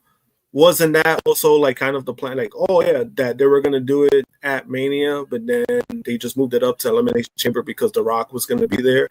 So it honestly feels like that was never gonna be the plan. And to me, at this point, it does not feel like it was ever going to be the plan. Yeah, and To me, I agree with that because I know they were trying to like say that like, oh no, the original plan was for Cena to turn heel, and then I was like, this shit wasn't part of the fucking plan. Like, come on, like don't lie to us. You lie all the time. I never fall for your lies, but it's just like, bro, like it's plain on sight that you're trying to lie to my face, and that's how it comes off, and that's why it's like, again, we could have had something very big with Cena. And I know somebody, when I wrote my status about it yesterday on Facebook, somebody did say like, oh, that there's still time. I don't know if there's enough time. We have Cena for less than 30 appearances. And that shit is burning really fast. Because if he wrestles at that main event, that's another appearance down. So you don't have that many appearances left for him after that. We're already down to 24 left. That's a lot. Like that's for the rest of the year. So it was like, I don't know. I've been disappointed, and I love John Cena. I think he's one of the greatest of all time. But I haven't been a fan of his work lately, and it's just fucking disappointing. Like I hate feeling that way because I want it to be great. Like I wanted it to be presentable. It hasn't been presentable. No. And that whole media scrum, the press conference with R-Truth, was some of the worst acting I think I've ever seen in pro wrestling. The reporters there just like stick quiet and just no sold it. No sold that shit. No, absolute silence. John Cena putting down his quote unquote biggest fan was received with absolute silence. Yeah, and I mean, the only person I really felt bad for was the girl who asked the question because I thought it was a legitimate, good question for him to talk, and they just kind of let's use an angle that he could still just avoid the media. I thought that was a little corny, in my opinion. I thought that was kind of just like whack. It's just like if you just have him fucking turn, just fucking do it on the show or something, or you could have done it differently. You could have done that differently, or turn on R-Truth when you close the show because you didn't do nothing. You just had him cut a promo and then go. You should have done it in the ring. I would have been fine with that. Yeah, have R-Truth like try to celebrate with him, and then he lays out Truth, and then that would have gotten major heat with the crowd. Yeah. What the? You see what I mean? I don't understand. Danny says it also didn't help that we got no Cena appearances or promos for 3 weeks after Elimination Chamber. If he would have turned heel at Mania, he could have cut a heel promo on Raw after Mania. Yeah, he could have cut the same one he did in Brussels, and it would have got just as big a reaction as what he got in Brussels. Yeah, it's just, again, I think, and that's why like it's frustrating because honestly, when the moment happened, the heel turn moment happened, I thought it was all right. They're gonna turn things around because the road to WrestleMania was kind of mid, but then it was like it didn't change anything. Yeah, but here we are. It's after Backlash. Let's do it, guys. But Mark says Backlash was so bad. Oh my God, F WWE, same old shit. I mean, we've had a range of different opinions about this show, so I want to hear from you guys. Final call for super chat donations. I love it. Mark just came in. That's the first comment that Mark put, and he just shitted on this whole show. Yeah. So. I thought that was this dude. I thought that was like, what's his name? Alan Weinstein. That's what that sounded like. FWW. But yes, let us know in the live chat. Final call for super chat donations. Thank you to everyone who sent us so far. And of course, let us know your match of the night, your MVP, your LVP, whether you gave the show a thumbs up, thumbs down, thumbs in the middle, and out of 10, what did you give last night's show? For me and Josh for WWE Backlash 2025 in 3, 2, 1.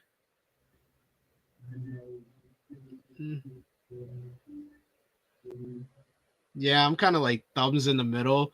This was like I think the range of things I can say about the show is like perfectly fine, but forgettable. That's probably the nicest thing I could say about this show. perfectly fine yet forgettable. Yeah, I think it's, for me, same. I think it's as a rating, I give it 6 out of 10. That's fair. I'll go 6.5 out of 10. I really Yeah. enjoyed the first 2 matches. Like Jeff Cobb making his debut.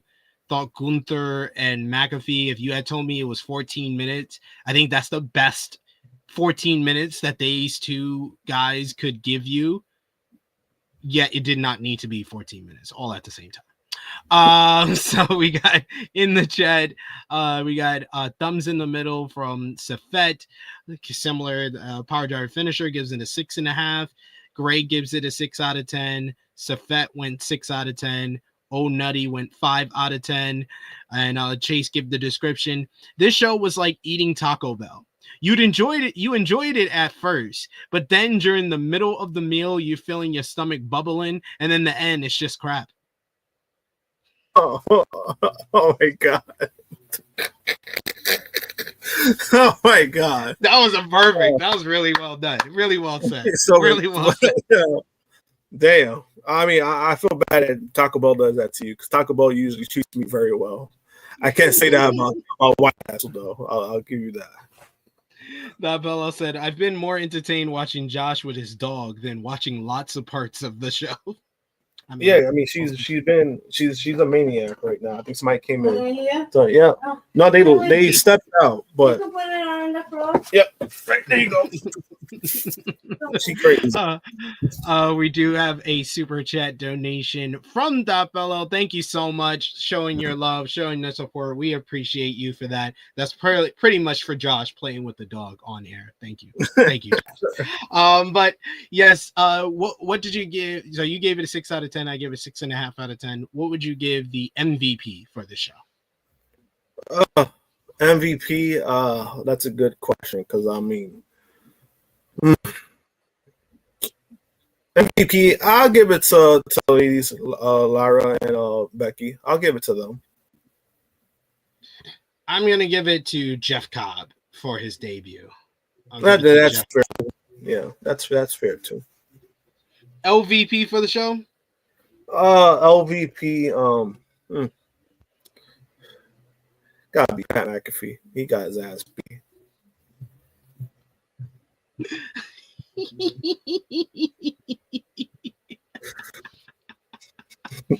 Fair. That's fair. That's fair. I was gonna give it to Pat McAfee, but he deserves credit for having a hard hitting matchup, so I won't give him that. I will give it to, I mean, R-Truth is a good shout. R-Truth is a candidate. I'm gonna give it to Penta because Dom looked more impressive than him. Ooh, that's a good one, because it's true. It's true. And again, what I've been saying about Penta, I love Penta. Again, a lot of people don't know, I've had great interactions with Penta. Me and him have had like really good conversations. He speaks better English than a lot of people give him credit for. So he's been very open, like usually with a lot of people in New York, like when he comes in and he was getting bookings, he was very open about certain things. And that was one of the things he was open about like pairing up with his brother. He paired up with his brother not only because he loves his brother so much, but it was the wear and tear of his body. Like he wanted to work less singles matches because of that.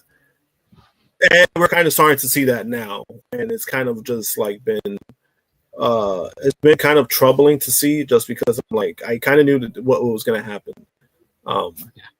It is what it is. Once he pairs up with Phoenix, I think he'll be fine.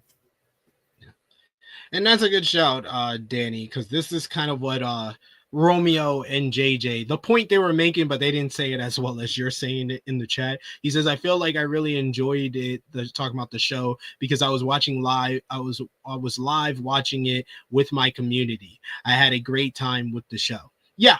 I think that was what Romeo and JJ were trying to get across when they were talking about night 2 of WrestleMania.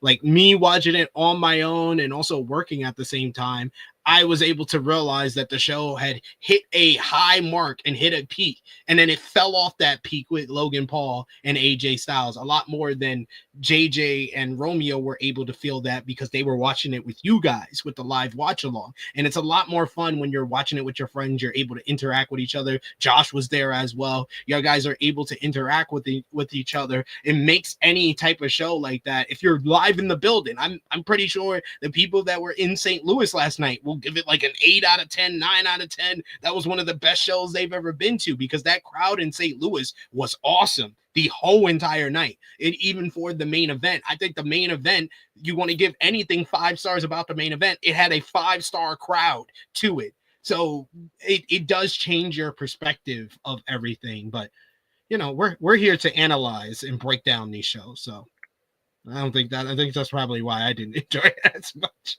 But and that's why I won't put John Cena or Randy Orton as LVP, because I think that was as good as we were going to get it between them. And like I said, if you chop off the first 10 minutes of that matchup, I would be here saying that this was great. It was actually a great match, because they just kept it at the finisher spam and overbooking and all of that. If it's a 10-15 minute John Cena Randy Orton match last night, I think I would be higher on this matchup than the 28 minutes that I did see.